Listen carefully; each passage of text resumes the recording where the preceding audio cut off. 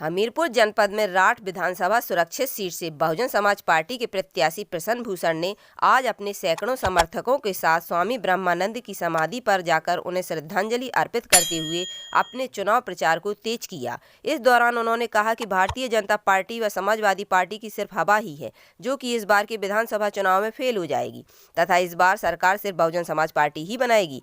उन्होंने कहा कि वह राठ विधानसभा की जनता से विकास के मुद्दे पर वोट मांगेंगे। उन्होंने कहा कि वह शिक्षा से स्वयं इंजीनियर हैं तथा पेशे से व्यापारी हैं। यदि जनता उन्हें इस विधानसभा चुनाव में मौका देती है तो वह राठ क्षेत्र में इंजीनियरिंग, पैरामेडिकल, आईटी सहित तमाम विद्यालयों को खोल देंगे। उन्होंने कहा अन्य पार्टियों के नेता राठ क्षेत्र को पिछड़ा बोलकर चले जाते हैं।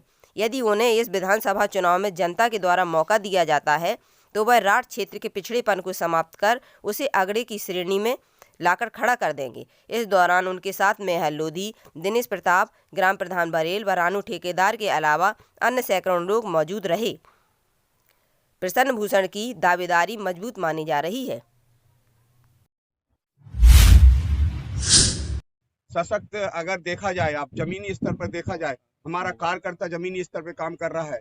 जो बीएसपी का वोट है वो बहुमत है पूरी तरह से, तो उस हिसाब से हम लोग जीत के अग्रसर हैं। और जैसा कि भारतीय जनता पार्टी का पूरा शासन प्रशासन, उनका पूरा तंत्र लगा हुआ है उनको हवा बनाने पे, वो सारी हवा फेल हो जाएगी। बात राठ विधानसभा की करते हैं। राठ विधानसभा में भारतीय जनता पार्टी से मनीषा अनुरागी और सपा से चंद्रवती जी प्रत्याशी हैं और दोनों के पास वोट मांगने का पर्याप्त आधार है। ऐसे में आप जनता से किस मुद्दे पर वोट मांगे कि जनता आपको क्यों वोट दे? मैं जानना चाहूंगा उनके पास वोट मांगने का क्या आधार है। आधार सिर्फ वोट मांगने का आधार ये भीड़ जुटाना या इस तरीके का आधार होता है क्या? वोट मांगने का आधार होता है क्षेत्र का विकास करना। मैं क्षेत्र का विकास करूंगा। यहाँ पे भारतीय जनता पार्टी के या अन्य नेता गण आते हैं, यहाँ पर मेरे क्षेत्र को पिछड़ा बोलकर चले जाते हैं। फिर 5 साल बाद आएंगे, फिर कहेंगे राठ क्षेत्र पिछड़ा है। मेरा राठ के क्षेत्र वासियों से, सभी से ये निवेदन है, एक बार सेवा करने का मौका दीजिए। आपके राठ क्षेत्र को कोई पिछड़ा नहीं कह पाएगा, अगड़े की लाइन में आएगा।